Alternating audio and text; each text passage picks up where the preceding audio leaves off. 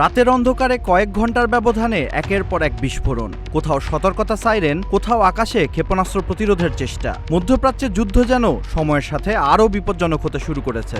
যুক্তরাষ্ট্রের সাম্প্রতিক হামলার প্রতিশোধ হিসেবে জর্ডানের প্রিন্স হাসান বিমান ঘাঁটিতে ব্যালিস্টিক ক্ষেপণাস্ত্র হামলা চালিয়ে কমান্ডো কন্ট্রোল সেন্টার এবং MQ-9 রিপার ড্রোনের হ্যাঙ্গার ধ্বংস করেছে বলে দাবি জানিয়েছে ইরানের ইসলামী বিপ্লবী গার্ড বাহিনী। পাশাপাশি কাতারের আল উদেইদ বিমান ঘাঁটিতেও হামলা চালিয়েছে তারা। হামলায় বিমান ঘাঁটির যুদ্ধবিমান রক্ষণাবেক্ষণ ও মেরামত কেন্দ্র এবং একটি কমান্ড অ্যান্ড কন্ট্রোল সেন্টার ধ্বংস হয়েছে।